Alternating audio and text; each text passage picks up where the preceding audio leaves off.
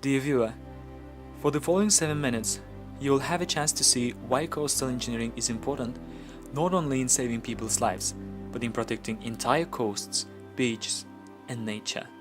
But for this, we need to go to the largest marina in Europe, Brighton Marina.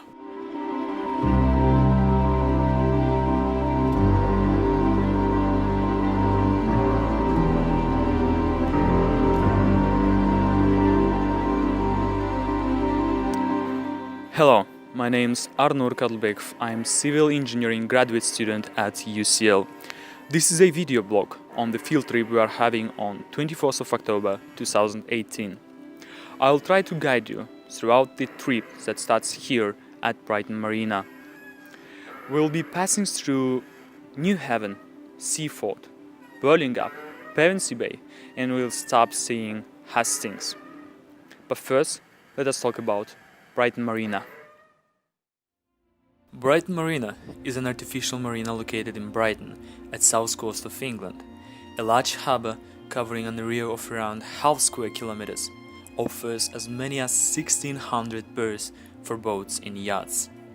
The harbour is protected by two separate west and east breakwater arms that are arranged to provide perfect shelter within. Because the waves predominantly approach from southwest, the west arm is designed to extend further than the east one and protects the entrance. Sailing in or out of the marina then implies making U-shaped turn upon entrance. In fact, we had a chance to witness how a boat sails out the harbour. So the entrance to the marina is directed against waves coming from southeast. As a protection from these waves, there is a spanning beach covered with so-called agments. These are reinforced concrete blocks, taloses, that randomly interlock with each other to absorb wave energies through turbulence. Overall, there are around 12,000 agments around the structure, each weighing 6 tons. Construction of the marina took around 7 years from 1971 to 78. The breakwaters are formed by caissons, so-called concrete structures, each around 11 meters high, 12 meters in diameter, and weighing 600 tons. They were positioned using giant gantry cranes and filled with another 1,000 tons of concrete, sand, and water for stability. Caissons have circular shape so as to dissipate wave energy instead of reflecting them back and producing standing waves that often cause problems with adjacent seabed and scour. If we go back to the map, we can see that there is a beach to the west from the marina. This is a longshore drift, or simply a sediment transported by a longshore current flowing from west to east. Beach is still preserved here owing to groins, and marina itself, although getting steep due to winter storms. Unlike this, because the marina blocks natural transportation of sediment, we could observe that to the east there is no beach, but eroding cliffs. Nowadays, the structure became a treasure of the city, attracting thousands of tourists. There is an array of engaging cafes, wine bars and restaurants that makes the site even more beautiful and lovely place to visit. On the way to the next stop, we've passed through Rodin School, where the cliffs are defended by means of seawalls, and New Haven, with its breakwater constructed to allow ships to get to New Haven's harbour along the River Ouse. The second stop was at Seaford, a 4-kilometer shingle beach protecting an old seawall. Here, we observed an illustration of another type of beach management, so-called beach recycling.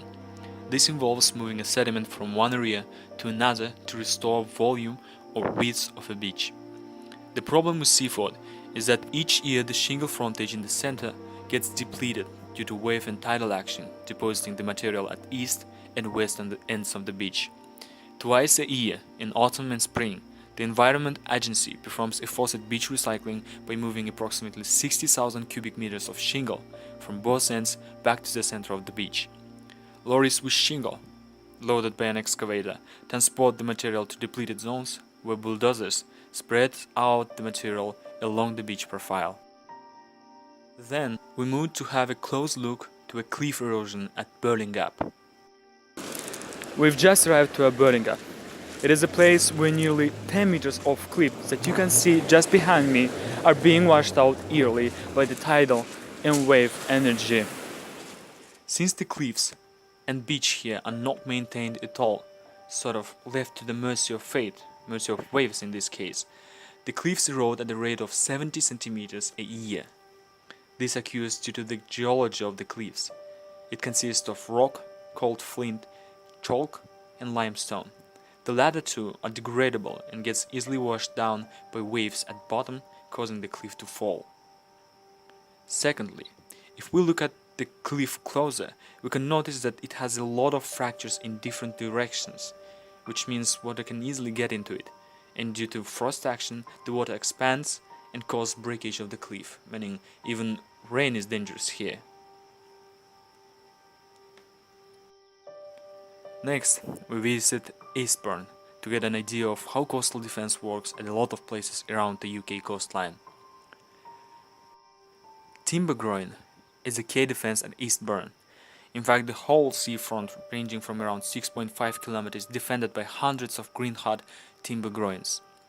The groins we saw are replacements for previous, old and damaged oak groins. Waves here approach prevailingly from west and push shingle up against the groins, which is obviously seen here, around 2 or 3 meters of material at one side with nothing on the other. Of course, the material is then spread out evenly to recover the beach shape. There is the same process running between each pair of groins, microsystem so to say, with erosion at one side and accumulation of sediment at another end. The next stop was at Pevensey Bay, strategy of which is a good example of responsive approach in beach management. To keep 17,000 properties, roads and railway lines safe from floods, 9 km of beachfront is defended, depositing huge amount of shingle to the beach. Since then, the beach is being monitored to keep constant width and volume. If the beach gets narrow, local coastal defense company returns the shifted material back and places, or rainbows to be exact, where needed. Finally, our journey ended visiting Hastings. We're now at Hastings, and this is the last place we're visiting today.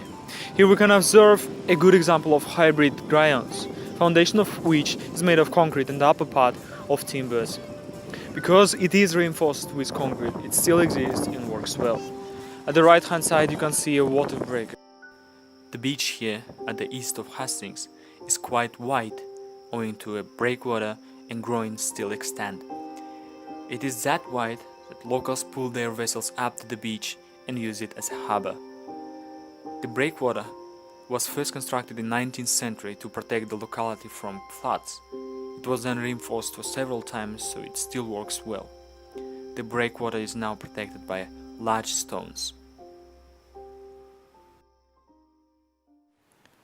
So in the end, we've seen a number of beach management approaches, including breakwaters, seawalls, beach nourishing and recycling, and groins. We've even seen what happens if not perform proper management. Hopefully this video explains why coastal events should not be neglected at all. By just performing simple analysis, predictions and calculations, engineers can come up with incredible solutions that can protect people from danger of nature. Thank you for your attention.